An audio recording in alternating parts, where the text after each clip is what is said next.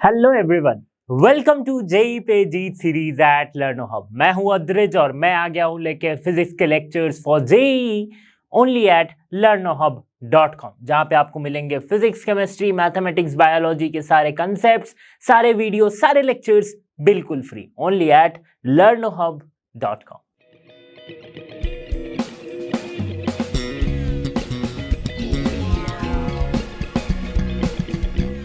Students, इस video में हम स्टार्ट करने वाले हैं concept from the chapter of motion in a plane. इससे पहले हमने motion in a straight line chapter को कवर किया है, उसके कंसेप्ट्स को कवर किया है, साथ ही साथ उसमें हमने रिलेटिव वेलोसिटी के बारे में भी या फिर रिलेटिव मोशन के कंसेप्ट्स को भी समझा है। तो मोशन इन अ प्लेन में वो सारे चीजों के बाद से हम कंटिन्यू करेंगे, क्योंकि मोशन इन अ प्लेन एक नया चैप्टर है। ठीक है, इससे पहले मैं आपको रेकमेंड करूंगा कि वेक्टर्स पे मेरा एक वीडियो है जो कि मैंने नीट के लिए बनाया था, तो वो वीडियो आपको इस प्लेलिस्ट में मिल जाएगा ऑब्वियसली। तो वो वेक्टर्स का वीडियो आप जरूर देखें, क्योंकि वो वेक्टर्स के जो कॉन्सेप्ट्स है मोशन इन ए प्लेन में रिगोरसली यूज होने वाले हैं। तो चलिए शुरू करते हैं इस चैप्टर को।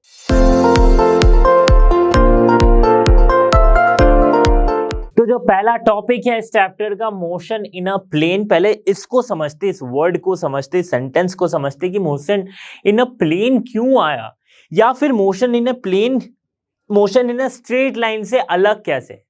देखो, तो पिछले चैप्टर में हमने पढ़ा था motion in a straight line, जहां पे हमने ये कंसीडर कर लिया था कि जो भी इस चैप्टर में हम स्टडी कर रहे हैं, कोई भी ऑब्जेक्ट मूव कर रही है, ट्रेन मूव कर रही है, व्हीकल मूव कर रही है, कोई भी ऑब्जेक्ट मूव कर रही है, उसमें हम क्या कंसीडर कर रहे हैं कि वो एक पर्टिकुलर पाथ या फिर पर्टिकुलर लाइन में मूव करिए विदाउट चेंजिंग इट्स डायरेक्शन। मतलब चेंज इन डायरेक्शन नहीं हो रहा, स्ट्रेट लाइन में मूव किए जा रही है। ठीक है, तो वो था motion in a straight line. But क्या होगा अगर ये मोशन चेंज कर दे?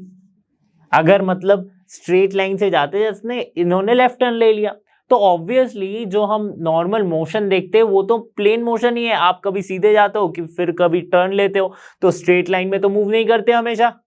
ठीक है, इवन की रेलगाड़ी जो होती है, ट्रेन, उसकी भी पटरियां अगर आप ठीक से देखोगे तो वो क्या होती है, वो भी ऐसे टर्न होती है कहीं कहीं पे। ठीक है, तो अगर आपको कुछ दूर के लिए देखना है तो आपको स्ट्रेट लाइन लगेगा, लेकिन आपको अगर एक लंबी सी आप काफी दूर तक देख रहे हो तो वो मुड़ रही है कहीं ना कहीं। तो ये जब मुड़ रही है तो ऑब्वियसली स्ट्रेट लाइन से चेंज हो गई है, या कोई एक दूसरा लाइन जैसा आ गया। तो इस टाइप के मोशन को, जिसके लिए, जिसको डिफाइन करने के लिए हमें एक से ज्यादा एक्सिस की जरूरत पड़े, उसे हम कहेंगे मोशन इन अ प्लेन। एक से ज्यादा यानी कि दो एक्सिस की जरूरत अगर पड़ रही है तो उसे हम कहेंगे मोशन इन अ प्लेन। जैसे कि मैं एक क्लियर एग्जांपल देता हूं, या फिर आपको विजुअलाइज करवाने की कोशिश करता हूं। जैसे कि ये आपके घर की रूम हो गई, कोई एक रूम है, ठीक है, ये दीवार है, ठीक है, ये आपका फ्लोर आ गया, ठीक है, और ये एज है, ठीक है, उस रूम की एज है। ओके, तो सपोज आपके पास कोई एक खिलौना है जो कि आप इस एज पे उसे मूव करवा रहे हो, ठीक है, इस एज पे मूव कर रही है, ठीक है। तब आप क्या बोलोगे, ये है sir motion in a straight line, क्योंकि ये एज स्ट्रेट है, ये अपना डायरेक्शन चेंज नहीं कर रही है, एक ही लाइन में ये मोशन होते हुए जा रही है। तो इसमें आप कह सकते हैं motion in a straight line. इसकी पोजीशन हम कैसे बता सकते? इसकी, अगर इसको मैं ओरिजिन मानता हूं, इस पॉइंट को मैं ओरिजिन मानता हूं, तो इसकी पोजीशन कैसे बता सकते कि ये एक्स एक्सिस से, अगर ये खिलौना या फिर ये जो भी है, कार या कोई भी खिलौना हो सकता है, ये अगर यहां पे है तो मैं क्या कह सकता हूं कि एक्स एक्सिस से इतने दूरी पर है, एक्स डैश दूरी पे है।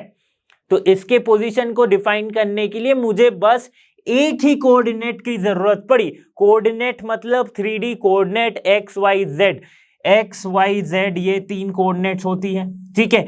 इसके पोजीशन को डिफाइन करने के लिए मुझे, अगर ये स्ट्रेट लाइन में मूव कर रही है तो मुझे एक ही कोऑर्डिनेट की जरूरत पड़ी, ठीक है। अगर मैं कह रहा हूं कि खिलौने को मैं इधर मूव करवाता हूं, ठीक है, इसके स्ट्रेट लाइन पे मूव करवाता हूं, ठीक है, तो अगर यहां पे वो खिलौना होगा तो आप क्या कहेंगे कि ये ओरिजिन से y दूरी पे है, ठीक है, ओरिजिन से y दूरी पे है, मतलब इसके पोजीशन को डिफाइन करने के लिए एक कोऑर्डिनेट काफी है, चाहे वो x हो, चाहे वो y हो, चाहे वो z हो, depending on the direction of its motion.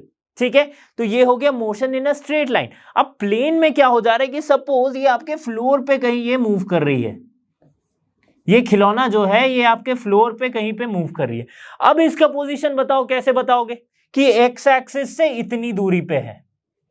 सिर्फ इससे काम होगा क्या? एग्जैक्ट पोजीशन पता चलेगा, एक्स एक्सिस से इतनी दूरी पे।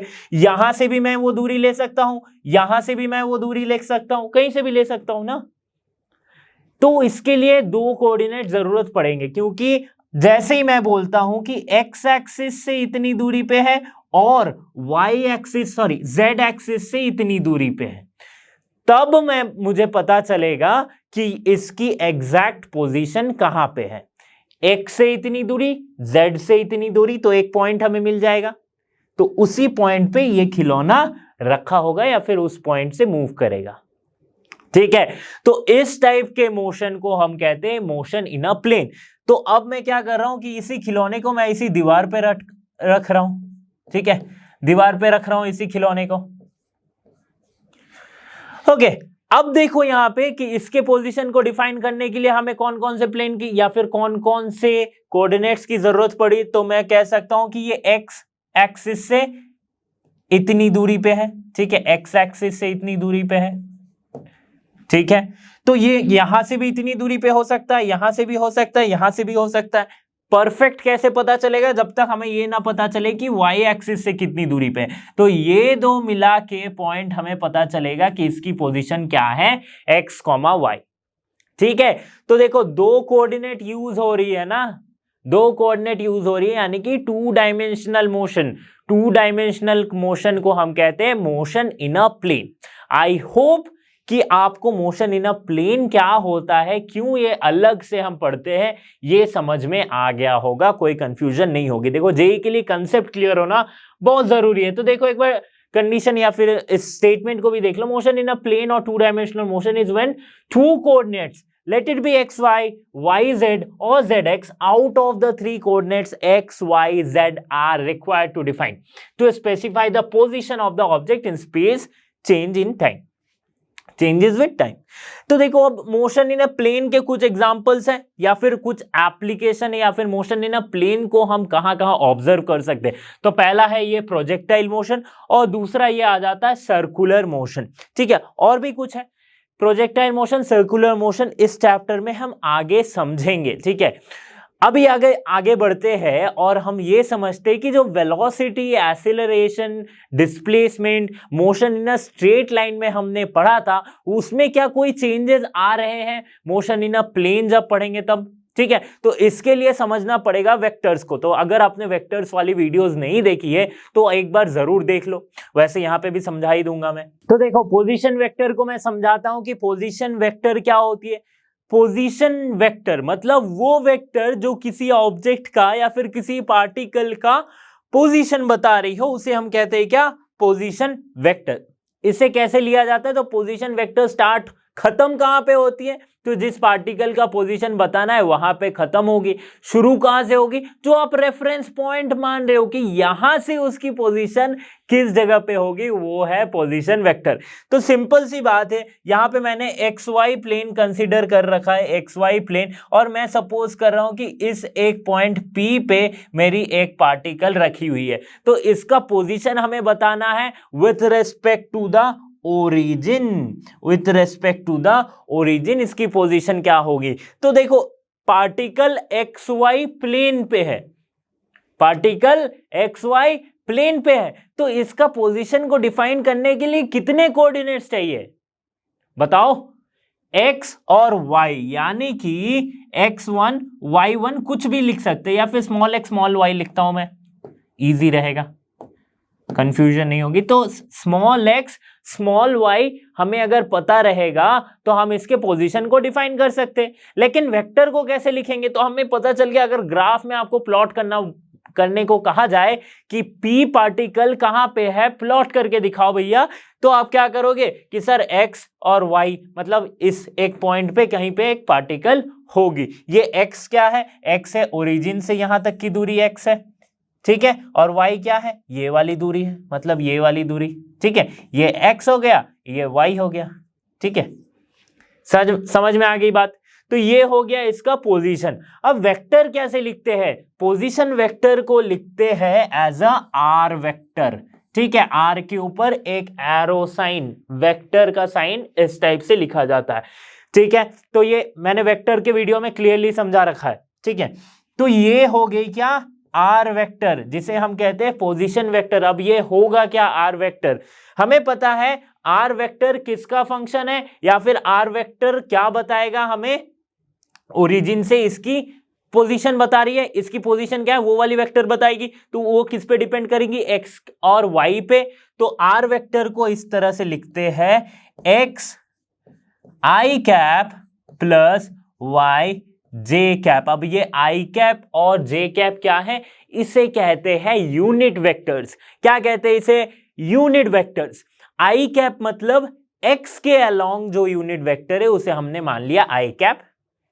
वाई जे क्या है, वाई के अलोंग यूनिट वेक्टर, या फिर वाई डायरेक्शन को बताती है ये जे कैप, ठीक है। और एक तीसरा भी आता है के कैप, वो क्या है, जब आप z एक्सिस को भी कंसीडर कर रहे हो। तो अगर मैं z एक्सिस को कंसीडर करता हूं, ठीक है, z एक्सिस को कंसीडर करता हूं, ठीक है, तो ये तो xy प्लेन में है, z की जरूरत नहीं है इसके पोजीशन को डिफाइन करने के लिए, तो इसीलिए z वाला जो चीज है या फिर z वाला जो पॉइंट है वो क्या है, 0 है। बट अगर पार्टिकल कुछ ऐसा हो, कुछ इस पॉइंट पे हो, ऐसे मतलब कि कैसे मैं समझाऊं, कि जैसे आप रूम में, अपने रूम में हो, तो ये नीचे आपका हो गया एक प्लेन, साइड में ये दीवार एक प्लेन हो गई, इस तरफ एक प्लेन हो गई, ऊपर सीलिंग है। अगर कोई एक पार्टिकल अगर यहां पे है, मतलब हवा में, तो वो x से भी कुछ एक डिस्टेंस पे है, y से भी कुछ एक डिस्टेंस पे है, z से भी कुछ एक डिस्टेंस पे है। तो मतलब इस पार्टिकल को जो हवा में है, इसके पोजीशन को डिफाइन करने के लिए हमें तीनों एक्सिस की जरूरत पड़ रही है, तीनों कोऑर्डिनेट्स की जरूरत पड़ रही है, x y z। उस केस में पोजीशन वेक्टर हम कैसे लिखेंगे, तो इसके लिए मैं विजुअलाइज करके एक डायग्राम बनाता हूं कि सपोज ये है एक्स वाई जेड और यहां पे है वो पार्टिकल, ठीक है, कुछ इस तरह से है, ठीक है, कुछ इस तरह से, और ये है are vector.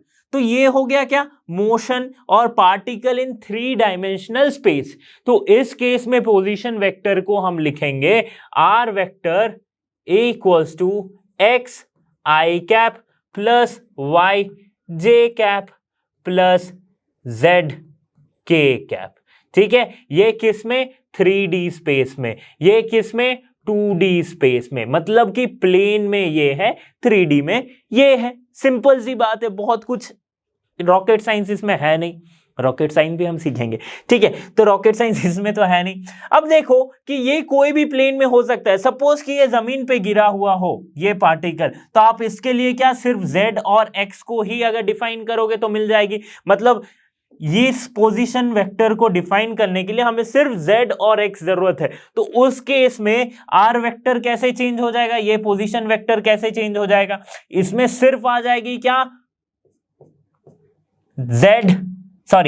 x I cap plus z के कैप, क्योंकि y की जरूरत नहीं तो ये वाला टर्म 0 है ना। ऐसे ही विजुअलाइज करके पढ़ना है कि पोजीशन वेक्टर क्या होती है, पोजीशन वेक्टर क्या होती है। अब देखो डायरेक्शन पोजीशन हमें पता चल गया, ठीक है, कहां, अब इसकी डायरेक्शन कैसे, कहां पे है, डायरेक्शन क्या है वो बताती है हमें ये angle theta.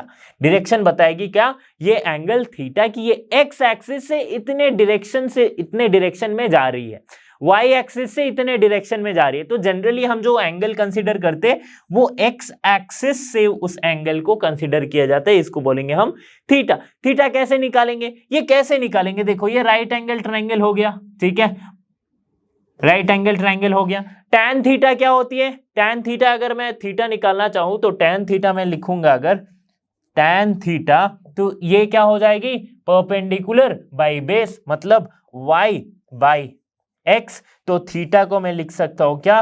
tan inverse y by x। तो ये हो गया हमारा क्या? Direction from the x axis. ठीक है, एक्स कोऑर्डिनेट से हम ले सकते हैं इसका डायरेक्शन किस तरफ है। ठीक है, पोजीशन वेक्टर कौन बता रहा है? ये। अगर 3D है तो पोजीशन वेक्टर कैसे बताएंगे? एक्स वाई जेड से बता देंगे।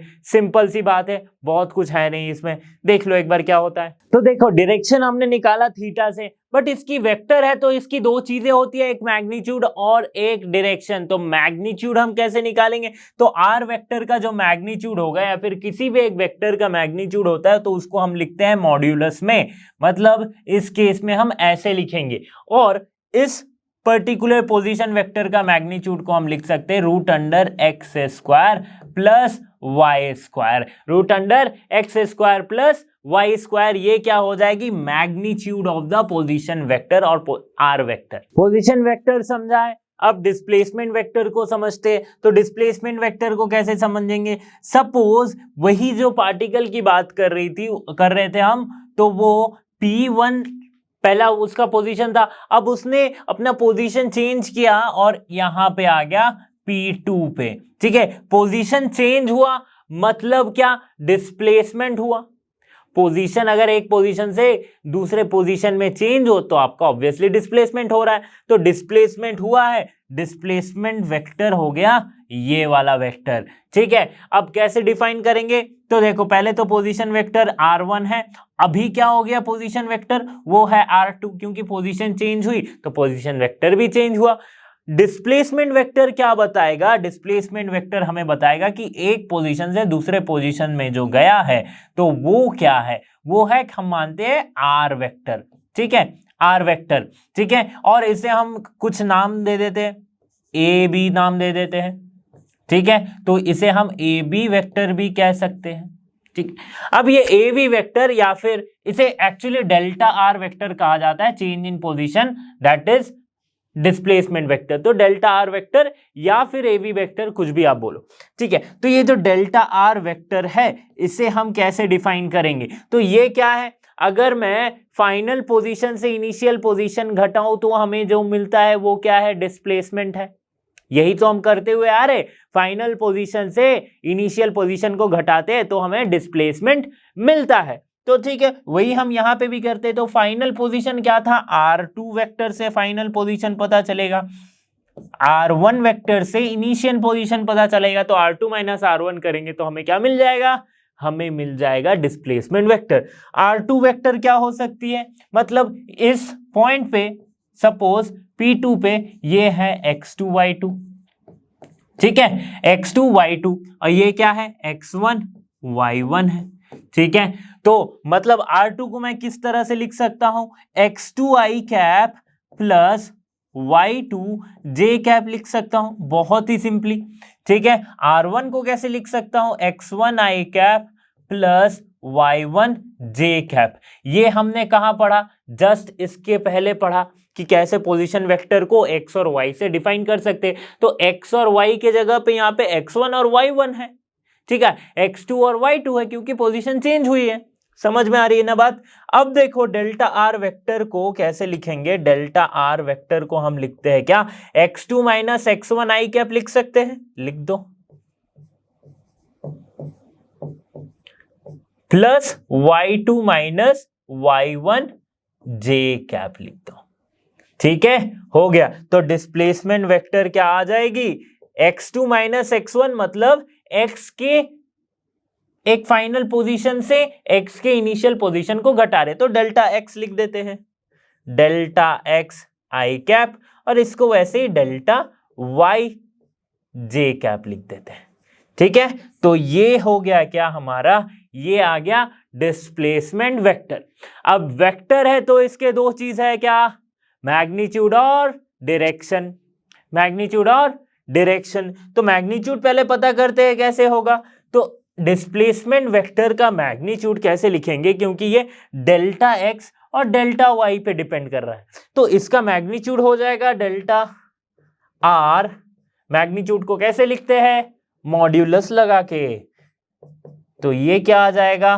डेल्टा एक्स की स्क्वायर प्लस डेल्टा वाई की स्क्वायर। और डेल्टा एक्स डेल्टा वाई क्या है? x2 माइनस x1 है, y2 माइनस y1 क्या है? डेल्टा वाई है। तो इससे हमें क्या पता चल गया? मैग्नीट्यूड। डायरेक्शन कैसे पता करेंगे सर? डायरेक्शन के लिए तो यहाँ पे एंगल हम कैसे ले लेंगे? कोई भी तो क्यों नहीं ले सकते? देखो डेल्टा आर क्या है? Displacement vector. Delta X delta Y पे डिपेंड करता है। तो अगर मैं कंसिडर कर रहा हूं ये वाले जो डिस्प्लेसमेंट वेक्टर है उसको मैं यहां पे ड्रॉ कर रहा हूं, तो सपोज ये है वो डिस्प्लेसमेंट वेक्टर डेल्टा आर, ठीक है। और इधर क्या है? डेल्टा वाई है, इधर है डेल्टा एक्स। कैसे? देखो अगर मैं इसको एक ट्रायंगल जैसा बनाऊं, सॉरी एक कोऑर्डिनेट में डालूं, तो ये किस पे डिपेंड करिए? डेल्टा एक्स और डेल्टा वाई पे। जैसे एक पोजीशन वेक्टर एक्स और वाई पे डिपेंड कर रहा था, तो ये डेल्टा एक्स डेल्टा वाई पे। तो इस तरफ क्या आ गया? Delta Y. इस तरफ क्या आ गया? Delta X. अब ये वाली एंगल तो मैं निकाल ही सकता हूं, ये वाली एंगल निकाल सकता हूं। कैसे निकाल सकता हूं? देखते हैं। तो देखो डेल्टा वाई डेल्टा एक्स है, तो ये वाली एंगल जो है थीटा, यही हमें बताएगा क्या? डिस्प्लेसमेंट वेक्टर का डायरेक्शन। क्या बताएगा? डिस्प्लेसमेंट वेक्टर का डायरेक्शन। तो ये जो थीटा होगा वो कैसे लिखेंगे हम? Tan theta. टेन थीटा होगा, उसे कैसे लिखेंगे? Delta Y by delta X. इससे हमें क्या मिलता है? जो थीटा होगा वो क्या बताएगा? tan inverse delta Y by delta X. ये हमें कौन बता रहा है? ये हमें क्या बता रहा है? ये थीटा ये बता रहा है direction of displacement vector. Displacement vector का डायरेक्शन इससे पता चला, मैग्नीट्यूड इससे पता चला, ठीक है। अब देखो अगर फिर से वो क्वेश्चन आती कि सर डिस्प्लेसमेंट वेक्टर 3 डायमेंशन में क्या कैसे होगा, तो डेल्टा एक्स की जगह पे यहाँ पे R2 माइनस R1 जो है यहाँ पे, उसको भी R2 माइनस R1 ही होगा, लेकिन इस R2 R1 में X2 plus Y2 plus Z2 हो जाएगा, X1 plus Y1 plus Z1 हो जाएगा, क्योंकि डिस्प्लेसमेंट वेक्टर तो 3 डायमेंशन में भी वही होगा, फाइनल माइनस इनिशियल, ठीक है। तो चेंज किस में आएगा? सिर्फ पोजीशन वेक्टर में। अभी देखो पोजीशन वेक्टर 2 डायमेंशन का है, अगर 3D पढ़ेंगे तो यहाँ पे एक्स वाई जेड लेना पड़ेगा, यहाँ पे फिर से एक्स वाई जेड लेना पड़ेगा। समझ में आ रही है बात? ठीक है, तो ये था डिस्प्लेसमेंट वेक्टर। वेलोसिटी वेक्टर, तो वेलोसिटी वेक्टर के लिए हमें जरूरत पड़ेगा डिस्प्लेसमेंट वेक्टर का, क्योंकि velocity is displacement upon time और displacement with respect to time, ठीक है। तो वेलोसिटी में क्या आ जाती है? एवरेज वेलोसिटी, इंस्टेंटेनियस वेलोसिटी, ये हमें पता है। एवरेज वेलोसिटी वेक्टर को कैसे लिखेंगे वो हम समझते, तो उसको लिखते हैं VAV, मतलब एवरेज। और क्या होगी? Delta R delta T, delta R by delta T. तो डेल्टा आर क्या है? डिस्प्लेसमेंट वेक्टर है, R2 माइनस R1। और डेल्टा आर वेक्टर को हम ऐसे लिख सकते हैं delta x I cap plus delta Y J cap, ऐसे लिख सकते हैं बाई डेल्टा टी, ठीक है।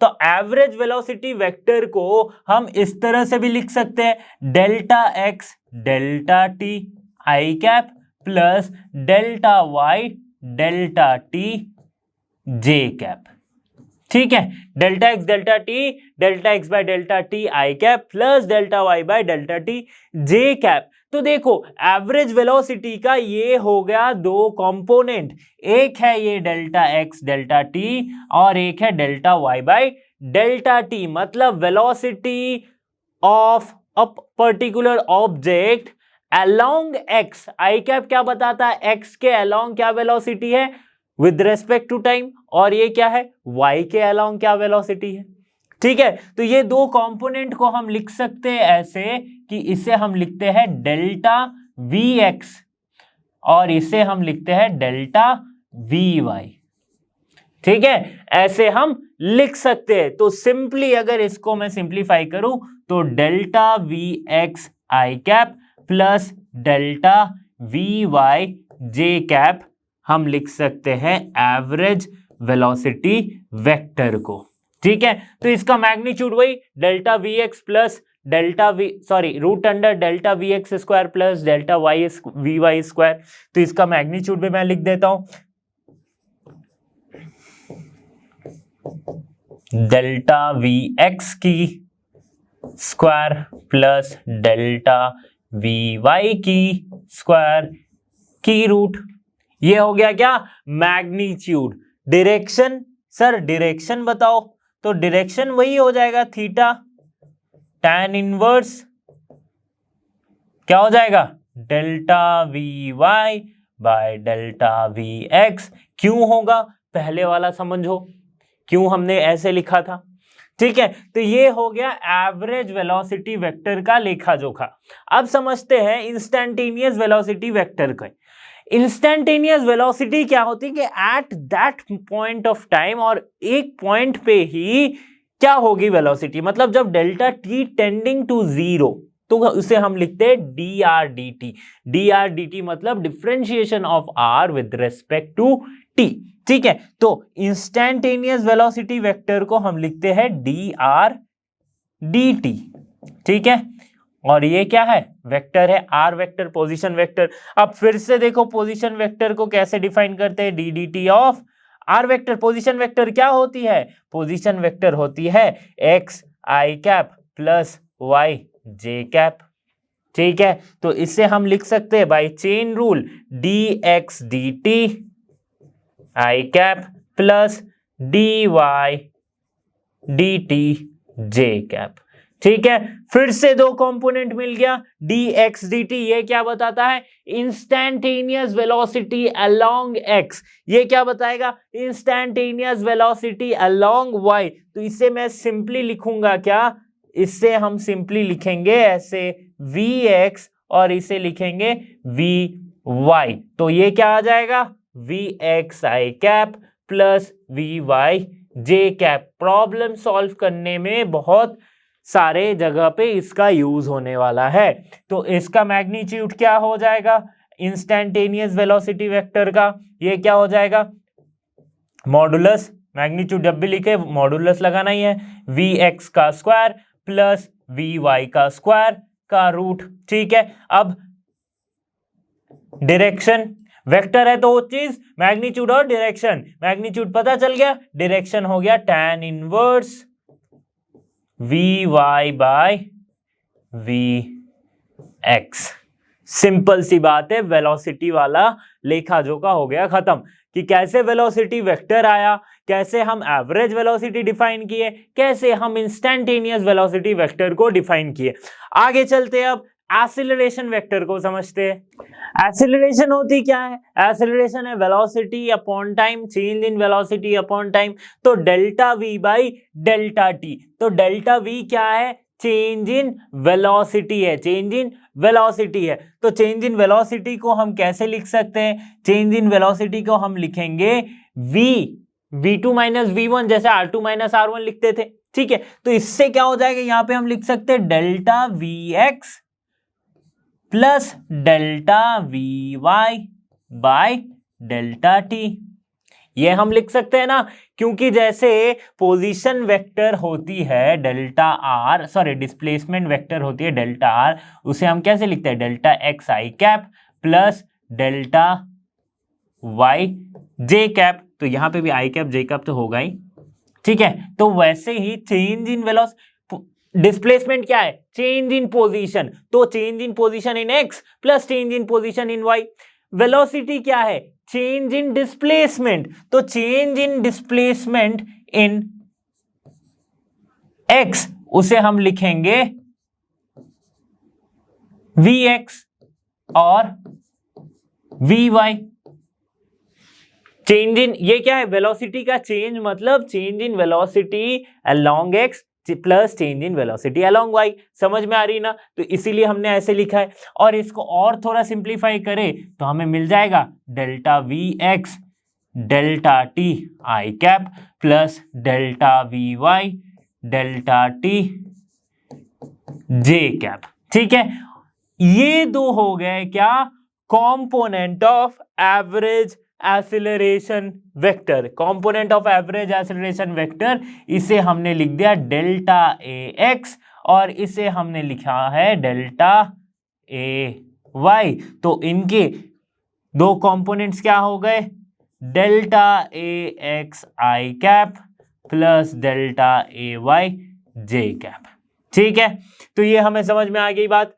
इसका मैग्नीट्यूड, ये क्या है, एवरेज एक्सीलरेशन वेक्टर, इसका मैग्नीट्यूड लिख दो मॉडुलस के अंदर, क्या हो जाएगा, root under delta A X की square plus delta A Y की square. A X A Y क्या है, delta V X by delta T and delta V Y by delta T. ठीक है, direction tan inverse delta A Y by delta A X. समझ में आ गई बात। अब आते हैं इंस्टैन्टेनियस एक्सीलरेशन वेक्टर। तो इंस्टैन्टेनियस एक्सीलरेशन यानी कि A equals to D V D T. तो यहां पे वेलोसिटी वेक्टर को कैसे लिखेंगे, D D T of V X I cap plus V Y J cap. यही तो होती है vector, velocity vector V X I cap plus V Y J cap. ठीक है, तो इसमें भी दो कंपोनेंट आ गए चेन रूल से। अब देख लो तो V X D T plus V Y D T. ठीक है, आई कैप जे कैप, इसे हम कहेंगे क्या, ए एक्स। तो ए x I cap plus A Y इसे कहेंगे ए वाई जे कैप।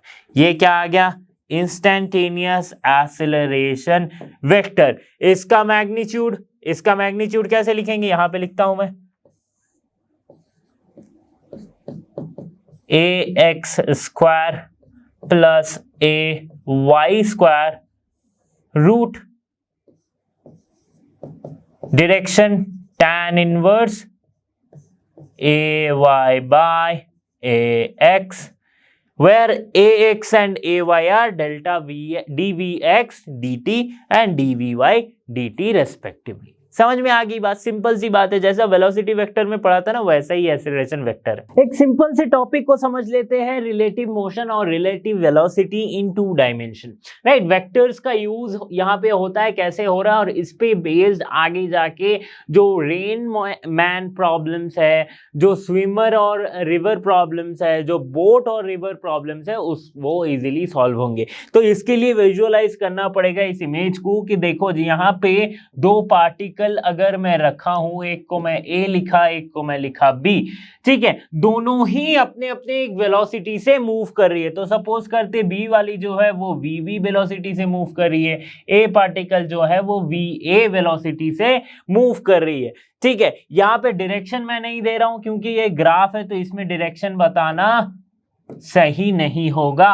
ठीक है, अब देखो कि अगर ये क्या है, ये क्या है, आप बोलोगे displacement vector, obviously displacement vector ही है। ठीक है, ये क्या है, position vector R V R A, ये बता रही है इसकी पोजीशन, बट ये क्या कर रही है, मूव कर रही है velocity with some velocity VB and V A respectively. ठीक है, तो ये जो डिस्प्लेसमेंट वेक्टर होगा आर ए बी और आर बी ए, कुछ भी आप बोलो, तो आर ए बी और आर बी ए ये है क्या, ये है डिस्प्लेसमेंट। अगर मैं आर ए बी को लिखता हूं, आर ए बी ये वाली जो वेक्टर है ये क्या है, displacement of A with respect to B. देखो पोजीशन वेक्टर जब पढ़ रहे थे तो आर ए बी को हमने कहा था कि सिंपल डिस्प्लेसमेंट वेक्टर। क्यों कहा था, क्योंकि वहां पे एक ही पार्टिकल थी जो एक पॉइंट से दूसरे पॉइंट को मूव की है। यहां पे हमने कंसीडर किया कि दो पार्टिकल है, तो इसीलिए जो डिस्प्लेसमेंट है ना, ये displacement of first particle that is A with respect to B, ये हो जाएगा। ठीक है, तो ये हो जाएगा displacement of A with respect to B. अब अगर मैं इनके बीच का रिलेटिव वेलोसिटी निकालूं, मतलब velocity of A with respect to B या फिर velocity of B with respect to A, ठीक है, ये क्या हो जाएगा, वेलोसिटी ऑफ ए मैं लिखता हूं कि वी ए बी जो होगी, V A B velocity of A with respect to B, तो ये क्या होता है, डिस्प्लेसमेंट वेक्टर जो है उसी का डिफरेंशिएशन करेंगे तो हमें आ जाएगा, तो ये डिस्प्लेसमेंट वेक्टर यानी कि D D T of R A B, this is the displacement of A with respect to B, fine, ये आ गया। अब देखो कि इसको मैं अगर डिफरेंशिएट करूं तो आर ए बी को मैं कैसे लिख सकता हूं, D D T of R A minus D D T of R B, सही है ना, ठीक है, तो इससे हमें क्या मिल जाएगा, ये हो जाएगा वेलोसिटी ऑफ ए और ये हो जाएगा वेलोसिटी ऑफ बी, ठीक है, सो ये हमारे पास आ गया क्या, V A B. Similarly acceleration को भी ऐसे निकाल सकते हैं, कैसे, एक्सीलरेशन क्या हो जाएगी, D D T of V A B, right, D D T of V A B, तो यहां से जो एक्सीलरेशन ऑफ ए बी आएगा, acceleration of A with respect to B, उसको मैं लिख सकता हूं acceleration of A minus acceleration of B, simple सी बात है। देखो रिलेटिव वेलोसिटी या फिर रिलेटिव एक्सेलरेशन, रिलेटिव मोशन में इतना ही समझना था। अब इसको यूज करके आगे के क्वेश्चंस सॉल्व होंगे, ठीक है। इसका एप्लीकेशन कहां पे होगा वो मैं अभी बताने वाला हूं कि इसका एप्लीकेशन हम river swimmer problem, boat swim river problem, ये सब में हम करते हैं। तो चलिए देखते हैं उसको। तो अब जो हम पढ़ेंगे ना वो है application of relative velocity in 2 dimension. तो पहले 1 डायमेंशन वाला अप्रोच समझते हैं ऑफ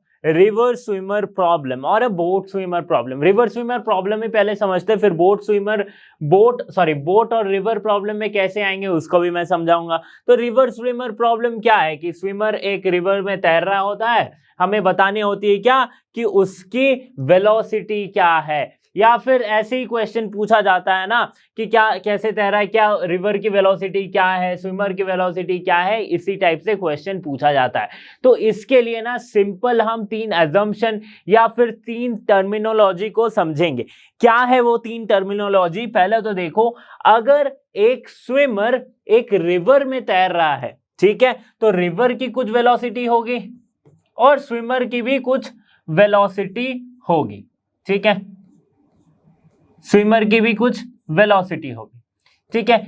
तो रिवर की वेलोसिटी को हम मानते हैं वीआर, स्विमर की वेलोसिटी को मानते हैं वीएस, ठीक है। तो वीआर, ये टर्मिनोलॉजी समझो, वीआर क्या है, velocity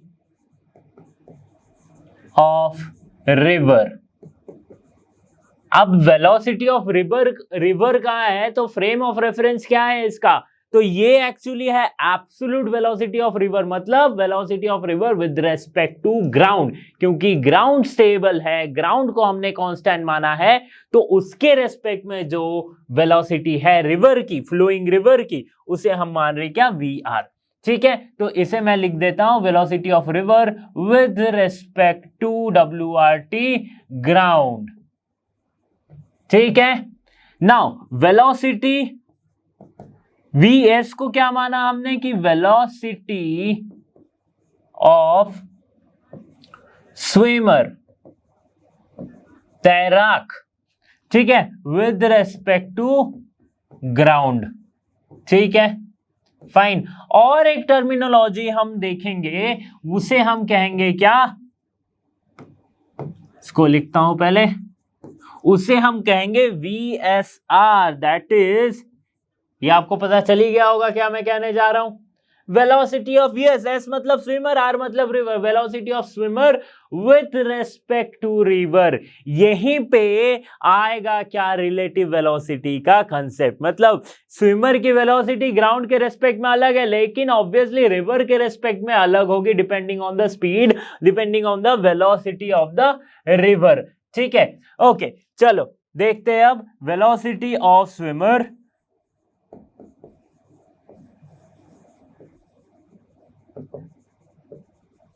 swimmer with respect to river. ठीक है, तो ये तीन टर्मिनोलॉजी था कि velocity of river, velocity of swimmer with respect to river. Boat वाली कंसेप्ट आ जाए तो वेलोसिटी ऑफ स्विमर के जगह वेलोसिटी ऑफ बोट कर दो। ठीक है, एरोप्लेन विंड वाली कंसेप्ट आ जाए तो रिवर के जगह विंड और स्विमर के जगह पे एरोप्लेन। समझ में आ रही है ना बात? स्विमर के जगह पे एरोप्लेन हो जाएगा। ठीक है, समझते हैं अभी। पहले तो देखो velocity of swimmer with respect to river हम कैसे लिख सकते हैं, तो सिंपली हम लिख सकते हैं वीएस माइनस वी आर। ये हमने कहां पढ़ा? ये हमने पढ़ा अभी अभी जस्ट जब हम रिलेटिव मोशन को समझ रहे थे। ठीक है, तो यहां से मैं इजीली वेलोसिटी ऑफ स्विमर निकाल सकता हूं। देखो क्वेश्चन इसी टाइप का रहने वाला है। क्वेश्चन बहुत ज्यादा टफ नहीं होता है लेकिन समझना जरूरी होता है। देखो क्या हो जाएगा, ये वेलोसिटी ऑफ स्विमर जो हो जाएगी वो क्या हो जाएगी, velocity of swimmer with respect to river plus velocity of river. ये कुछ इस तरह से हम लिख सकते हैं। ठीक है, अगर मैं मानता हूं कि रिवर नहीं है, चलो स्विमिंग पूल में तैर रहा है, रिवर है ही नहीं, स्विमिंग पूल में तैरा, तो स्विमिंग पूल या फिर तालाब रिवर से कैसे अलग है? रिवर का पानी क्या है? बहता है। वो क्या होता है? बहता है। लेकिन स्विमिंग पूल या फिर तालाब का पानी स्टेबल रहता है। इससे क्या फर्क पड़ रहा है? बहता हुआ पानी है यानी कि उसकी वेलोसिटी है, स्टेबल पानी है तो वेलोसिटी 0 है। तो अगर इफ स्विमिंग पूल वाला क्वेश्चन आता है, पूल वाला क्वेश्चन आया या फिर पॉन्ड वाला क्वेश्चन आया, ठीक है, जहां से क्या पता चलता है कि इस वाले पर्टिकुलर क्वेश्चन में वेलोसिटी ऑफ रिवर को कंसीडर करना ही नहीं है, मतलब वेलोसिटी ऑफ रिवर हो जाएगी 0, क्योंकि पूल है, पॉन्ड है, पानी स्टेबल है। तो वेलोसिटी ऑफ रिवर 0 है, तो वेलोसिटी ऑफ स्विमर क्या हो जाएगी? जो रिलेटिव वेलोसिटी हम निकालने जा रहे थे उसको निकालने की जरूरत ही नहीं पड़ेगी। ठीक है, तो स्विमर की जो वेलोसिटी देखो यहां पे 0 पुट करेंगे तो वीएस इक्वल्स टू वीएसआर। ठीक है, तो ये है एक इंपॉर्टेंट कंसेप्ट। ठीक है, जो काफी बच्चे कंफ्यूज हो जाते हैं, क्योंकि रिवर है तो वेलोसिटी है, फ्लोइंग वाटर है, रिवर नहीं है, पॉन्ड है, स्विमिंग पूल है, फ्लोइंग वाटर नहीं है भाई। ठीक है, तो अब आगे बढ़ते हैं, इसके कुछ केसेस को समझते हैं। ठीक है, ये तो जनरल मैंने कहा कि ऐसा होता है। अब देखते हैं आगे जब वो सच में तैर रहा होगा तो कैसे लिखेंगे उसको। तो अब इसके वन डायमेंशनल अप्रोच को एक बार समझते हैं, रिवर स्विमर प्रॉब्लम का। वन डायमेंशनल अप्रोच मतलब जब हमने motion in a straight line वाला चैप्टर पढ़ रहा था तो लास्ट में हमने क्या पढ़ा था? Relative velocity in one dimension. ठीक है, तो कुछ उसी तरह से रिवर स्विमर प्रॉब्लम को समझते हैं। इसमें बेसिकली क्या होगा ना, 2 केसेस बन सकते। एक हो सकता है डाउनस्ट्रीम, एक हो सकता है अपस्ट्रीम। ठीक है, डाउनस्ट्रीम और अपस्ट्रीम, ये क्या है भला? डाउनस्ट्रीम क्या है? देखो डाउनस्ट्रीम मतलब कि रिवर की वेलोसिटी अगर इस तरफ है और जो स्विमर है वो भी उसी डायरेक्शन में स्विम कर रहा है तो उसे हम कहेंगे डाउनस्ट्रीम मोशन। बट अगर रिवर की वेलोसिटी इस तरफ है बट स्विमर जो है उसके ऑपोजिट में मोशन कर रहा है, then we can say it as upstream motion. ठीक है, अब अपस्ट्रीम और डाउनस्ट्रीम से हमें समझ आ ही गया होगा कि स्विमर अगर इधर मूव कर रहा होगा तो इसकी velocity with respect to river इस तरफ है और रिवर की वेलोसिटी इस तरफ है। तो जो बाहर से हमें वेलोसिटी दिखेगी, मतलब जो यहां पे खड़ा जो आदमी जो इस स्विमर की वेलोसिटी को देख सकता है उसे क्या लगेगा? VSR plus VR। सिंपल सी बात है ना। आप सिंपल चल के जा रहे हो, ठीक है, आप अगर सिंपल चल के जा रहे हो और किसी बस के अंदर आप चल रहे हो तो बाहर से क्या दिखेगा कि आपकी वेलोसिटी क्या है? जब आप सिंपल चल रहे हो, बस नॉर्मल आप ग्राउंड पे वॉक कर रहे हो तो कोई भी ग्राउंड पे बैठा आदमी, आपके सामने बैठा आदमी आपको दिखेगा कि you are travelling with some velocity v। But if you are walking inside a moving bus, जो कि ऑलरेडी सपोज करते हैं कि 20 किलोमीटर पर आवर से मूव कर रही है, उसके अंदर आप दूसरी v वेलोसिटी से मूव कर रहे हो, तो जो बाहर बैठा आदमी आपको देख रहा होगा, ग्राउंड पे बैठा आदमी देख रहा होगा, उसको क्या लगेगा कि बस की वेलोसिटी प्लस आपकी वेलोसिटी मिला के एक वेलोसिटी मिलेगी, यही तो रिलेटिव वेलोसिटी है। तो देखो इस केस में क्या हो जा रहा है कि velocity of swimmer in downstream, मतलब जिस दिशा में नदी बह रही है उसी की तरफ अगर स्विमर स्विम कर रहा है तो उसकी velocity with respect to ground, VS क्या है velocity with respect to ground, it will be V S R plus V R. ठीक है, तो इस केस में दोनों ही पॉजिटिव हम मान लेते हैं। लेकिन इस केस में क्या आ गया कि आप अपस्ट्रीम मोशन कर रहे हो, अपस्ट्रीम मोशन कर रहे हो, तो यहां पे बैठा, चेयर पे बैठा जो आदमी है वो आपको जो देखेगा वो क्या देखेगा कि वेलोसिटी ऑफ रिवर तो इस तरफ है, लेकिन velocity of swimmer with respect to river इस तरफ है। ठीक है, तो एक को अगर मैं पॉजिटिव मानता हूं, इसको अगर मैं पॉजिटिव माना, इसको मैं अगर नेगेटिव माना, डायरेक्शन चेंज हुआ, नेगेटिव मान लिया, यही तो करते हैं वन डायमेंशनल अप्रोच। तो velocity of swimmer with respect to ground, मतलब इनको, ये भाई साहब को जो वेलोसिटी ऑफ स्विमर दिखेगी वो क्या होगी, वो हो जाएगी V R minus V S R, और minus V S R plus V R, कुछ भी आप लिख सकते हो डिपेंडिंग कौन सा बड़ा है। ठीक है, ये कुछ इस तरह से हम दो केस ड्रॉ कर सकते हैं, दो केसेस ड्रॉ कर सकते हैं, डाउनस्ट्रीम और अपस्ट्रीम। अभी तक काफी इजी लग रहा है ना, तो ये एक्चुअल में इजी है ही, लेकिन इसका जब टू डायमेंशनल अप्रोच आएंगे ना तब हमें वेक्टर्स का यूज करना पड़ेगा। तो अभी नेक्स्ट उसी पे हम बात करते हैं, टू डायमेंशनल अप्रोच क्या होगा रिवर स्विमर प्रॉब्लम का। ये तो इजी वाला सवाल है, एक इजी सा क्वेश्चन मैं पढ़ा दिया, क्योंकि कभी कभी इजी क्वेश्चन भी पूछ लेते, तो समझ में आ गई अपस्ट्रीम में क्या होगा, डाउनस्ट्रीम में क्या होगा। ठीक है, तो अब आगे बढ़ते हैं और इसके टू डायमेंशनल अप्रोच को समझते हैं। तो देखो टू डायमेंशनल अप्रोच को समझते हैं, तो two dimensional approach one dimensional approach से कैसे अलग है ये पहले आप विजुअलाइज करो। वन डायमेंशनल अप्रोच में क्या हमने पढ़ा था कि जिस तरफ रिवर बह रही है स्विमर या तो उस तरफ या फिर उसका ऑपोजिट बह रहा है, मतलब मैं अगर एक स्ट्रेट लाइन खींचूं तो मैं इनके रिलेटिव वेलोसिटी को इस तरह दिखा सकता हूं। ठीक है, तो एक स्ट्रेट लाइन में प्लॉट हो गया, तो motion in a straight line का कंसेप्ट हम कह सकते हैं। Okay, now motion in a plane आ गया, मोशन इन अ प्लेन आ गया, इसका मतलब क्या, एक्स और वाई दो कोऑर्डिनेट्स लगेंगे या फिर एक कोई भी दो कोऑर्डिनेट्स लगेंगे। दो कोऑर्डिनेट्स का मतलब क्या होता है कि सपोज मैं करता हूं एक्स और वाई, ठीक है, इस तरफ है एक्स, इस तरफ है वाई, तो अगर एक स्विमर यहां पे है, उसे ये नदी पार करनी है, उसे ये नदी पार करनी है, और रिवर क्या हो रही है, इस तरफ फ्लो हो रही है। ठीक है, तो ये टू डायमेंशनल अप्रोच हो गया ना, एक सीधा, एक दाएं तरफ या बाएं तरफ, किसी भी तरफ हो, तो एक प्लेन आ गया। ओके, तो इसीलिए इसे कहते हैं two dimensional approach of river swimmer problem. तो जो मेंस में क्वेश्चन पूछे जाते हैं ना, बेसिकली इसी टॉपिक से पूछे जाते हैं, टू डायमेंशनल अप्रोच का ही पूछा जाता है।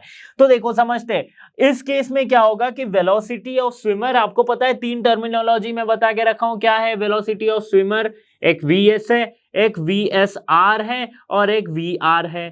तो ये तीन क्या है, वेलोसिटी ऑफ रिवर है with respect to ground VR, VSR मतलब velocity of swimmer with respect to river, और VS क्या है, velocity of swimmer with respect to ground again.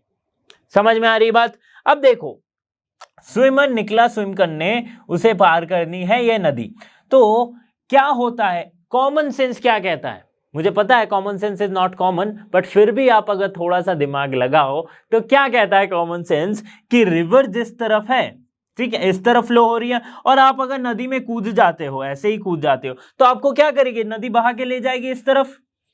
Okay, मतलब अगर आप सीधा कूदे तो आप कुछ इस डायरेक्शन में नदी को क्रॉस कर पाओगे तैर तैर के, क्योंकि ये वेलोसिटी भी काम कर रही है, थोड़ी सी आपको खींचेगी, थोड़ा सा आप दम लगाओगे तो कुछ इस पॉइंट से इस पॉइंट के आसपास आप पहुंचोगे।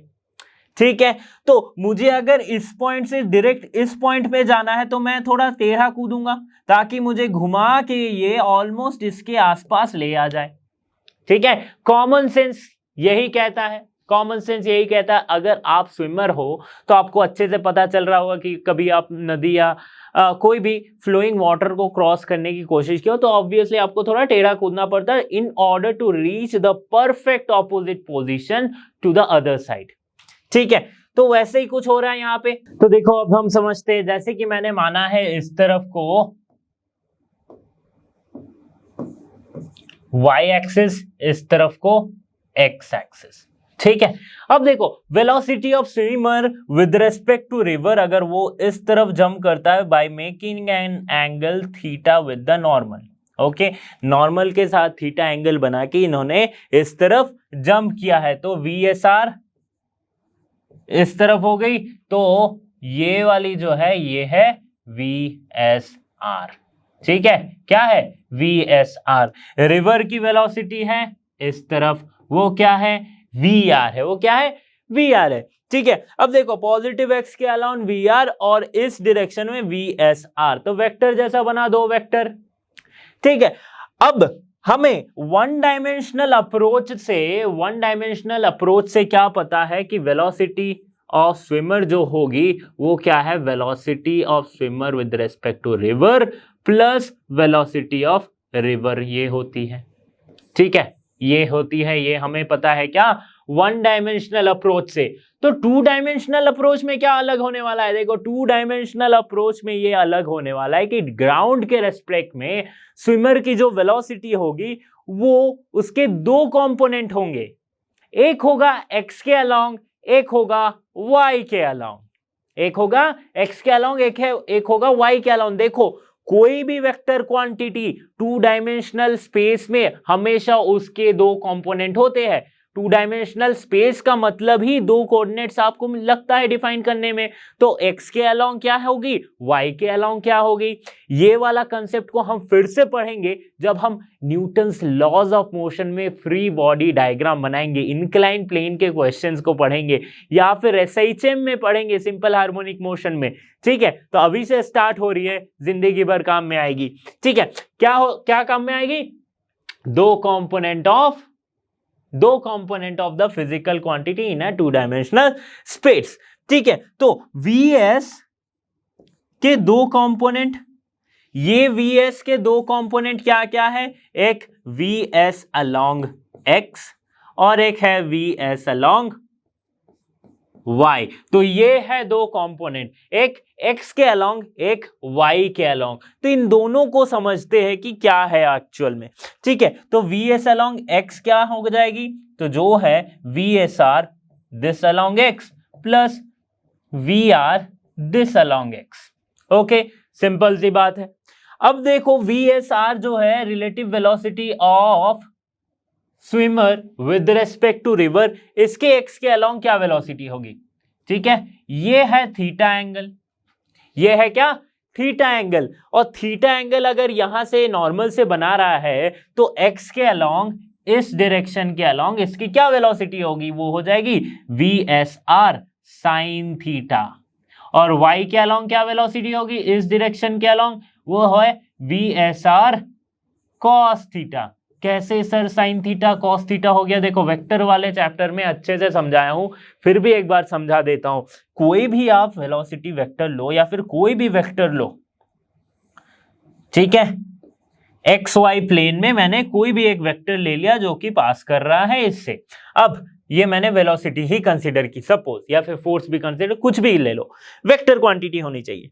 तो इसके दो कंपोनेंट होंगे, ठीक है। सपोज ये y के साथ थीटा एंगल बना रखा है, ठीक है, ये y है, ये x है, तो x के अलोंग एक कंपोनेंट होगा, y के अलोंग एक कंपोनेंट होगा।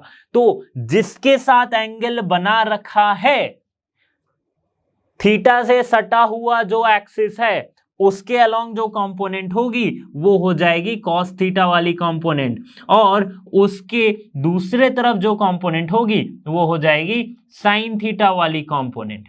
ठीक है, एक और कंफ्यूजन दूर करता हूं कि ये y के अलोंग अगर मैं नीचे देखूं तो क्या कंपोनेंट होगी, तो बस साइन चेंज हो जाएगा। यहां पे अगर v cos थीटा है, यहां पे माइनस v cos थीटा हो जाएगा। इसके अलोंग क्या होगी, यहां पे अगर v sin थीटा है, इसके along minus V sine theta हो जाएगा। समझ में आ रही है ना बात? इसके अलोंग क्या हो जाएगा? Minus V sine theta. ठीक है, तो थीटा के साथ जो एंगल जिसके एक्सिस के अलोंग बन रही है उसके अलोंग जो होगा वो कॉस थीटा वाला कंपोनेंट होगा। इसका भी रीजन है क्यों कॉस थीटा वाला कंपोनेंट होगा, हवा में नहीं बोल रहा हूं, देखो फिर से बता देता हूं, इसको पहले रब करता हूं। वैसे तो वेक्टर वाली वीडियो में पूरा बताया हूं, लेकिन फिर से समझा देता हूं।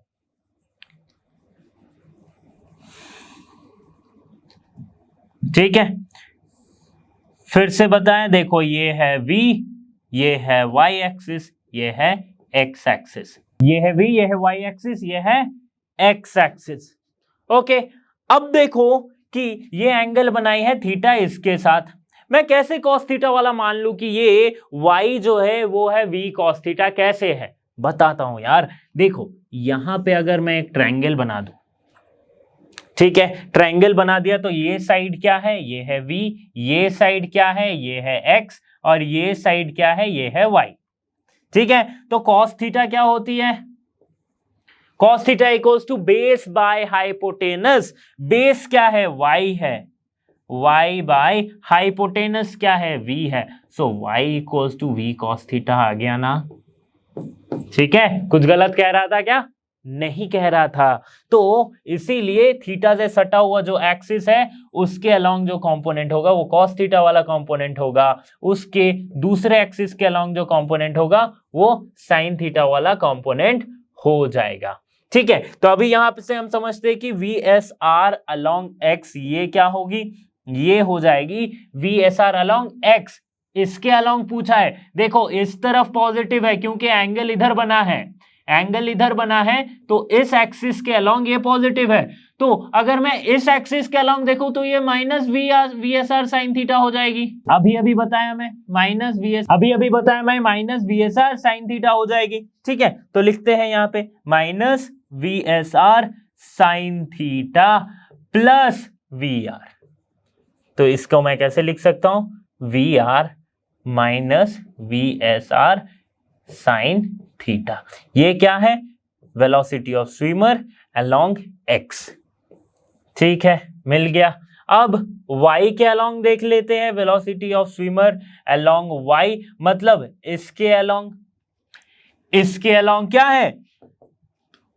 यहीं से पता चल रहा है, देखो VSR cos theta plus VR along x। अब वेलोसिटी ऑफ रिवर किस तरफ है? इस तरफ है। वेलोसिटी ऑफ रिवर इस कंपोनेंट के अलोंग, सर आपने कहा था कि दो कंपोनेंट तो होता ही है, बिल्कुल होता है। तो इसके अलोंग क्या कंपोनेंट होगा? इसके अलोंग जो कंपोनेंट होगा वो इसके एंगल पे डिपेंड करेगा। ये कितना एंगल बना रही है इसके साथ? 90 डिग्री। हमने क्या कहा कि जो थीटा से जुड़ा हुआ एंगल है उसके अलोंग क्या होता है? cos थीटा होता है। तो थीटा क्या है? 90 डिग्री। cos 90 0, cos 90 0 यानी कि ये पूरा टर्म हो गया 0। तो ये जो होगा VSY ये सिंपल हो जाएगा VSR cos थीटा। तो रिवर की वेलोसिटी अलोंग y डायरेक्शन कुछ है ही नहीं, क्योंकि 90 डिग्री का ये एंगल बना है। समझ में आ रही ना बात?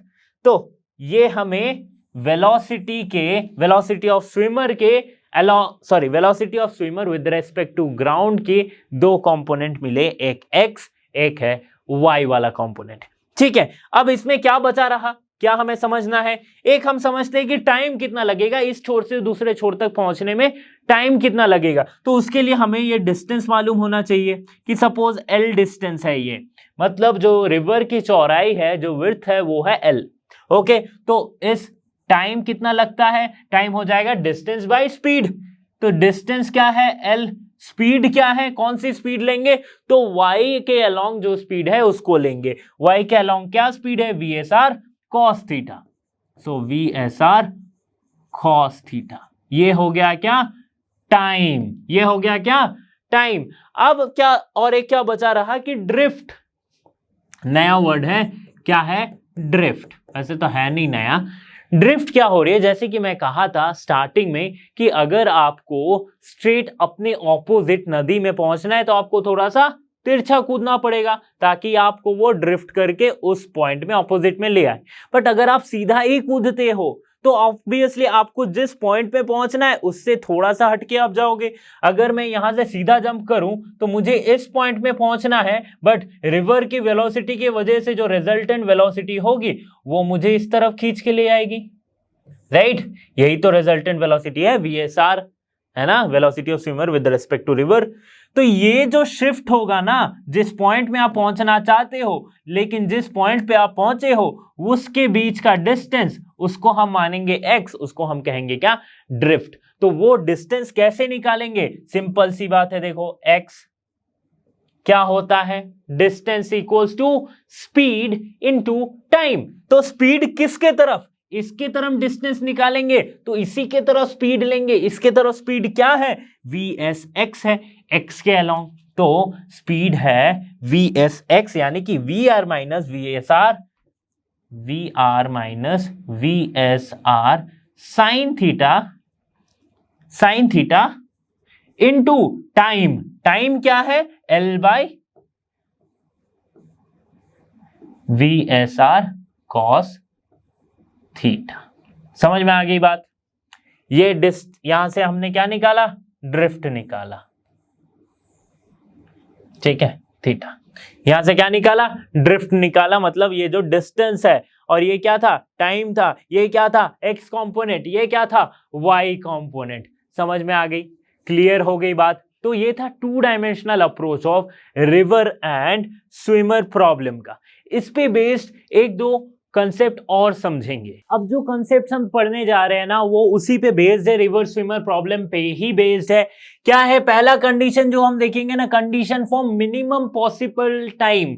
तो एक बोट को या फिर एक स्विमर को, मतलब जो 2D अप्रोच हम जो पढ़ रहे हैं रिवर स्विमर प्रॉब्लम के लिए, वो एक्चुअली बोट, रिवर या फिर कोई भी आदमी जो रिवर क्रॉस कर रहा है, चाहे वो बोट से जाए चाहे वो कैसे भी जाए, स्विम करके जाओ, उनके लिए कंसेप्ट ये काम में लगेगा। फॉर मिनिमम टाइम, ऐसा कौन सा कंडीशन हो सकता है जिसमें मुझे एक छोर से नदी के दूसरे छोर तक पहुंचने के लिए मिनिमम टाइम लग रही है, जबकि रिवर वो फ्लो कर रहा है विद सम वेलोसिटी VR।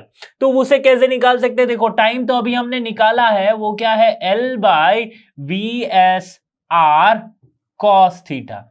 यही तो हमने टाइम निकाली है अभी जस्ट, ठीक है। तो VSR क्या था, relative velocity of swimmer with respect to river. L क्या है, width of the river, river कितनी चौड़ी है। ओके, अब देखो फॉर मिनिमम, ये पूरा टर्म मिनिमम होने के लिए क्या होना पड़ेगा, cos थीटा का वैल्यू मैक्सिमम होना पड़ेगा।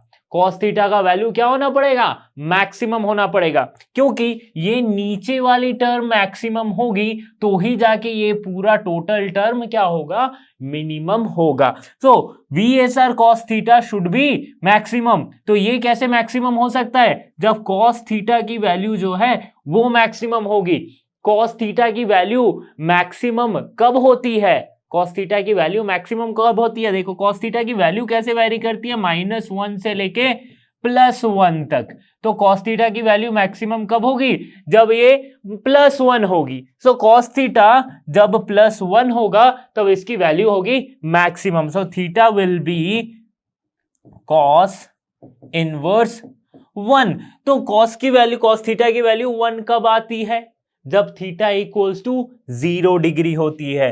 तो थीटा इक्वल्स टू जब होगा 0 डिग्री तब होगी cos थीटा इक्वल्स टू 1। और उसी केस में ये क्या हो जाएगा, मिनिमम हो जाएगा। मतलब ये वाली टर्म क्या होगी, 1 होगी। Then t equals to L by VSR, ठीक है, L बाय VSR। तो ये कंडीशन क्या है, फॉर मिनिमम टाइम। मतलब अगर आप थीटा को 0 ले, मतलब अगर आप जस्ट इसके परपेंडिकुलर, वेलोसिटी ऑफ रिवर ये है, वेलोसिटी ऑफ रिवर के परपेंडिकुलर अगर आप जंप करते तो आप मिनिमम टाइम में आप एक पॉइंट से दूसरे पॉइंट तक पहुंच सकते हैं। नाउ सेकेंड कंडीशन क्या है, कंडीशन फॉर जीरो ड्रिफ्ट। तो ड्रिफ्ट जो हम पढ़ रहे थे ना कि एक पॉइंट से अगर आपको जस्ट उसके ऑपोजिट पॉइंट जाना है लेकिन आप यहां पहुंच गए, तो ये जो ड्रिफ्ट है, ऐसा कौन सा कंडीशन है कि ये ड्रिफ्ट जीरो हो जाए, मतलब आप यहीं से स्टार्ट करो और जस्ट इसके ऑपोजिट पे आप पहुंच जाओ, ये कौन से कंडीशन में पॉसिबल हो सकता है। तो देखो पहले तो हम समझते हैं ड्रिफ्ट क्या है। ड्रिफ्ट को हमने निकाला था, वो क्या था, V R minus V S R sine theta, right, into L by V S R cos theta, यही तो हमने निकाला था, राइट। अब देखो ये होना चाहिए जीरो, मतलब ड्रिफ्ट अगर जीरो का कंडीशन हो तो मतलब x इक्वल्स टू जीरो, तो ये पूरा टर्म इक्वल्स टू जीरो। तो इससे हमें क्या मिलेगा, ये वाले टर्म को अगर मैं इस तरफ भेजूं तो ये हो जाएगा जीरो। तो V R minus V S R sine theta equals to zero, simply हम इस इक्वेशन से यहां पे पुट करके लिख सकते हैं। इससे हमें क्या मिलेगा, V R equals to V S R sine theta, ठीक है। तो यहां से अगर मैं थीटा निकालूं तो क्या मिलेगा, V R by V S R into sine inverse of V R by V S R, ठीक है। Theta equals to sine inverse of V R by V S R. तो ये वो कंडीशन है जब थीटा इक्वल्स टू इतना होगा तभी जाके क्या होगी, ड्रिफ्ट बिल्कुल नहीं होगी, ड्रिफ्ट बिल्कुल नहीं होगी, मतलब यहां से स्टार्ट किए जस्ट इसके ऑपोजिट पॉइंट में दूसरे छोर में आप पहुंच जाओगे। तो अब हम समझते हैं condition for non zero but minimum drift. Non zero drift हो मतलब ड्रिफ्ट कुछ रहे बट बहुत ही मिनिमम ड्रिफ्ट हो, उसका क्या कंडीशन है, उसका क्या कंडीशन है, इसको हम समझते हैं। तो देखो फिर से ड्रिफ्ट का इक्वेशन लिखो, ड्रिफ्ट क्या होती है, x equals to V R minus V S R sine theta into L by V S R cos theta, ये हमें पता है। ओके, अब देखो मिनिमम होने का मैक्सिमा मिनिमा अगर आपने पढ़ा है तो ये बहुत इजीली समझ में आने वाला है। डिफरेंशिएशन में क्या होता है मिनिमा होने का कंडीशन कि dx d थीटा, थीटा क्यों लिया, क्योंकि ये फंक्शन ऑफ थीटा ही है ना सारा। So dx d theta equals to zero अगर हो रहा है तो ये मिनिमम वैल्यू देगा। Okay, so dx d theta equals to zero करते हैं, यानी कि इस पूरे टर्म को with respect to theta differentiate करते हैं। कैसे डिफरेंशिएट करेंगे, V R minus V S R sine theta into L by V S R cos theta equals to क्या डाला है हमने, जीरो डाला है। अब एल को इस तरफ ले जाओ तो ये पूरा term zero, V S R cos theta से इसे डिवाइड कर दो तो क्या मिल जाएगा, D D theta of V R by V S R, नीचे कॉस थीटा है ऊपर गया तो sec theta, minus V S R by V S R, ये कैंसिल आउट हो जाएगा, सिर्फ साइन थीटा के जगह पे sine theta by cos theta that is tan theta. चलो बहुत बढ़िया, ये हो गया। अब क्या होगा, V R by V S R into sec theta का differentiation sec theta tan theta, और टैन थीटा का डिफरेंशिएशन क्या हो जाएगा, सेक स्क्वायर थीटा। तो ठीक है, लिख देते हैं D D theta, sorry D D theta तो लगेगा नहीं क्योंकि हमने डिफरेंशिएशन कर दिया है।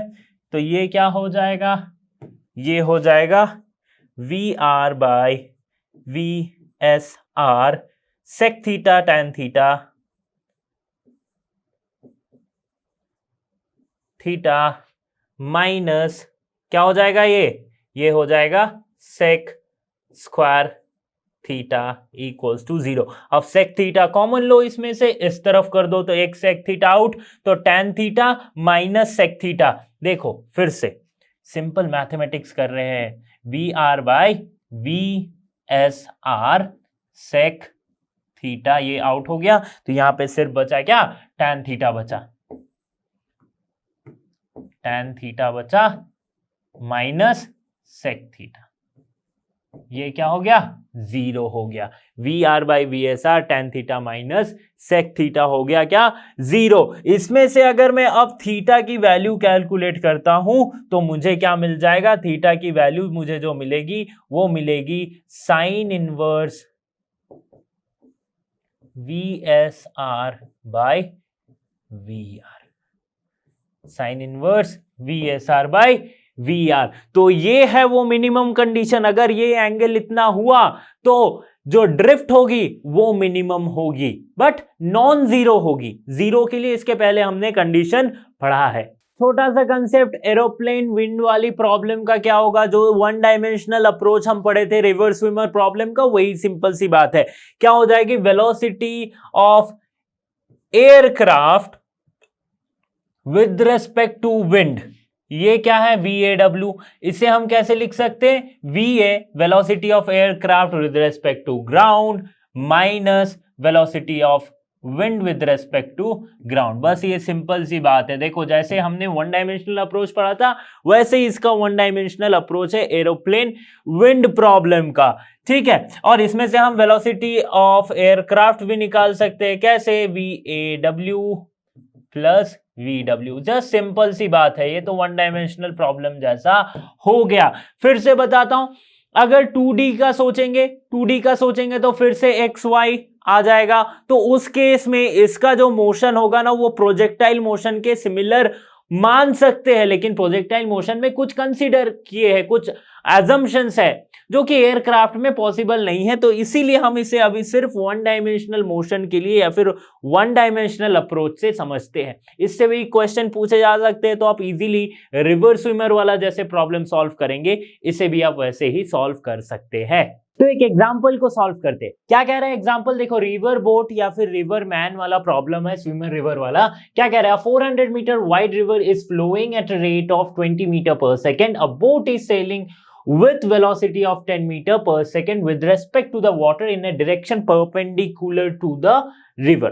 ओके, पूछा गया है, तीन चीज पूछी गई है। क्या है, number A, find the time taken by the boat to reach the opposite bank.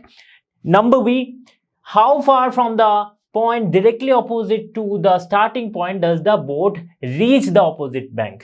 Okay, तो यहां पे क्या पूछा गया, टाइम पूछा गया है, यहां पे ड्रिफ्ट पूछा गया है, और यहां पे पूछा गया है in what direction does the boat actually move। देख लेते हैं, ये रिवर मूव कर रही है, ये रिवर मूव कर रही है। ओके, अब रिवर की डायरेक्शन के परपेंडिकुलर ये बोट जो है वो स्विम कर रहा है, तो इसकी वेलोसिटी कितनी होगी, इसकी वेलोसिटी दी गई है हमें 10 metre per second, 10 metre per second, ठीक है। और रिवर की वेलोसिटी हमें क्या दी गई है, 2 मीटर पर सेकेंड, ठीक है। बहुत ही सिंपल सी बात है। अभी अगर हमें टाइम निकालना है, फाइंड द टाइम टेकन, तो ए को सॉल्व करते हैं। टाइम टेकन क्या हो जाएगा, टाइम क्या होता है, speed equals to distance by time, तो time equals to distance by speed. Speed कौन से डायरेक्शन में, तो जो वर्टिकल डायरेक्शन होगा इसकी स्पीड, बोट की स्पीड हमें चाहिए, तो ये क्या हो जाएगा, time speed distance by, distance कितना है, रिवर का डिस्टेंस कितना है, देख लो कितना डिस्टेंस दिया गया है 400 मीटर, तो 400 बाय 10, तो ये कितना आ जाएगा 40 सेकेंड, 40 सेकेंड हो जाएगा टाइम, ठीक है। अब आगे बढ़ते, बी क्या पूछा है, how far from the point directly opposite to the starting point does the boat reach the opposite bank. मतलब डायरेक्टली ऑपोजिट इस पॉइंट का कौन सा, ये वाला पॉइंट है, तो इससे कितनी दूर जाएगा, कितना ये ड्रिफ्ट होगा, ठीक है। ये जो ड्रिफ्ट हो रहा है ना यहां से यहां तक का, क्यों ड्रिफ्ट होगा, क्योंकि रिवर इस डायरेक्शन में फ्लो कर रही है, तो जो बोट है उसे वो थोड़ा सा इस डायरेक्शन में वो ढकेलेगा। ओके, तो इससे कहते हैं हम ड्रिफ्ट एक्स। तो एक्स को हम कैसे लिखेंगे, अच्छा ये देखो कैसे लिखते हैं, ये जो एक्स है ये क्या है, लेंथ है, एक लेंथ ही तो है, मतलब डिस्टेंस है, तो speed equals to distance by time लिखते हैं हम, तो डिस्टेंस क्या हो जाएगा, स्पीड इनटू टाइम। स्पीड किस चीज की स्पीड, अलोंग वीएक्स के अलोंग इसकी स्पीड, तो वीएक्स के अलोंग स्पीड क्या है, 2 मीटर पर सेकेंड है, ठीक है, 2 मीटर पर सेकेंड है, इनटू टाइम, टाइम कितना आया यहां पे 40, ठीक है। सिंपली कितना कर देंगे हम यहां पे 80 मीटर। 80 मीटर क्या आ जाएगी? 80 मीटर इसकी ड्रिफ्ट आ जाएगी। अब क्या पूछा है? अब पूछा in what direction does the boat actually move, किस डायरेक्शन में मूव कर रहा है। देखो ये क्या है, ये क्या है? रिवर की डायरेक्शन है। तो बोट एक्चुअली किस डायरेक्शन में मूव कर रहा है? अगर मैं ये एंगल निकाल दूं थीटा तो मुझे पता चल जाएगा।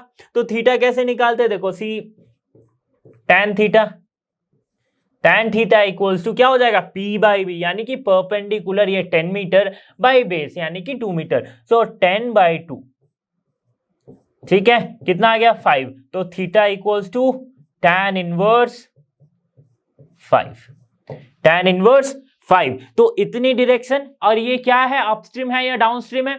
डाउनस्ट्रीम है, ठीक है, डाउनस्ट्रीम है, मतलब रिवर के डायरेक्शन में ही फ्लो कर रहा है। तो tan इनवर्स 5 डाउनस्ट्रीम लिख देना है, ठीक है। बस सिंपल सा क्वेश्चन था ये। एक और क्वेश्चन, रेनमैन प्रॉब्लम। देखो रेनमैन प्रॉब्लम को समझने के लिए सबसे बेटर है कि अगर हम सीधा एक क्वेश्चन को सॉल्व करें, क्योंकि इसमें भी वही वेक्टर आइडेंटिटीज ही यूज हो रही है, वेक्टर कैलकुलेशन ही यूज हो रहा है। क्या कह रहा है question? A man standing on a road has to hold his umbrella at 30 degree with the vertical to keep the rain away. Okay fine, he throws the umbrella and starts running at the speed of 10 kilometer per hour. He finds that now the rain drops are hitting his head vertically. Okay, find the speed of the raindrops with respect to the road and with respect to the moving man. मतलब एक आदमी पहले जब वो खड़ा था, right, he is not moving, he has to hold his umbrella 30 degree with this normal. तो बारिश कुछ इस तरह से हो रही है, ठीक है, 30 डिग्री का एंगल बना के, ठीक है। ये क्या है? वेलोसिटी ऑफ रेन है, राइट, जो कि 30 डिग्री पे गिर रही है। जैसे ही ये आदमी क्या किया, छाता फेंक के खुद ही दौड़ने लगा कि मैं तो दौड़ के ही घर पहुंचूंगा, ठीक है। कितनी स्पीड से? 10 किलोमीटर पर आवर की स्पीड से। अब इसे क्या महसूस हो रहा है कि जो बारिश हो रही है वो वर्टिकली इस पे होने लगी, ठीक है। तो वेक्टर डायग्राम बनाते हैं। एक वेक्टर डायग्राम में क्या पता चलेगा? देखो पहले ये है आदमी स्टैंडिंग, राइट, और ये क्या है? Velocity of rain with respect to ground. मतलब जब ये आदमी खड़ा है, राइट, तो ग्राउंड में खड़ा है, तो इसे कैसे महसूस हो रही है कि वेलोसिटी ऑफ रेन क्या है? ये 30 डिग्री के एंगल बना के मुझ पे गिर रही है। So this could be, we can write as velocity of rain with respect to ground. वो एक्चुअल में ऐसी है। तो हवा के वजह से, किसी भी वजह से 30 डिग्री के एंगल बना के नॉर्मली वो बारिश हो रही थी, ठीक है। फिर क्या किया आदमी ने? छाता फेंक के खुद मूव करने लगा with some velocity 10 kilometer per hour. और ये क्या होगी? Velocity of man with respect to ground, ठीक है। ये क्या है? इस समय जब ये भागने लगा तब इसे क्या महसूस हुआ कि जो बारिश है वो अब वर्टिकली हो रही है 90 डिग्री के एंगल बना के। तो ये क्या हो गया? Velocity of rain with respect to man when he is running. तो ये तीन हमें वेक्टर्स मिल गए हैं। अब हमें निकालना क्या है? Velocity of rain with respect to ground, और क्या निकालना है? Velocity of rain with respect to man. ये दो चीज निकालनी है। हमारे पास दी क्या गई है? सिर्फ 10 किलोमीटर पर आवर, जो कि है velocity of man with respect to ground. Visualize कर रहे हो ना? ये दो चीज निकालनी है, ये हमें पता है। कैसे निकालेंगे? इसका जो इस के अलोंग कंपोनेंट होगा उसको इक्वल करेंगे। मतलब velocity of rain with respect to ground, ये वाले वेक्टर का इसके अलोंग कौन सा कंपोनेंट है? तो वो है VRG sin थीटा, है ना। ये अगर एंगल थीटा बना रही है, एंगल 30 डिग्री बना रही है, तो ये क्या है? VRG sin 30 degree. So we can simply write VRG sin 30 degree equals to VMG, right. Easily लिख सकते हैं। तो साइन 30 डिग्री मतलब ये वाला कंपोनेंट। अब इस तरफ वाला कंपोनेंट और ये वाला कंपोनेंट को इक्वल कर ही सकते हैं, ठीक है। तो देखो कैसे इक्वल हो जाएगा। साइन 30 की वैल्यू होती है 1/2। ये क्या दिया गया है? ये velocity of man with respect to ground 10 kilometer. तो velocity of rain with respect to ground हमें क्या मिलेगा? 1/2। 2 को उस तरफ भेजेंगे तो we will get 20 kilometer per hour. एक क्वेश्चन हो गया। दूसरा क्या क्या है, moving man, velocity of rain drops with respect to the moving man. तो ये वाला मांगा है जब ये 90 डिग्री हो रही थी। तो इस केस में क्या होगा, velocity of rain with respect to man जो होगी वो किसके बराबर हो सकती है, इसका जो वर्टिकल कंपोनेंट होगा, मतलब V R G cos theta यानी कि कॉस 30 डिग्री। ठीक है, कॉस 30 डिग्री की वैल्यू √3/2। तो ये कितना आ गया, वी आर एम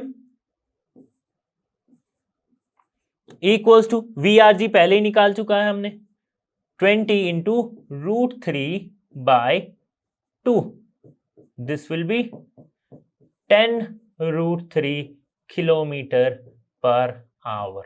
दोनों हो गए। कैसे विजुअलाइज करके हमने इस पूरे क्वेश्चन को इजीली सॉल्व किया है। तो स्टूडेंट्स, इस वीडियो में हमने कवर किया है मोशन इन ए प्लेन के कुछ कंसेप्ट्स को। इसके बाद हम प्रोजेक्टाइल मोशन को इसके अगले कंसेप्ट एड ऑन वाले वीडियो में समझेंगे। तो इन सब वीडियो के लिए लर्न हब के साथ बने रहिए, क्योंकि लर्न हब फ्री है पर बेस्ट है। So thanks for being here and have a great day.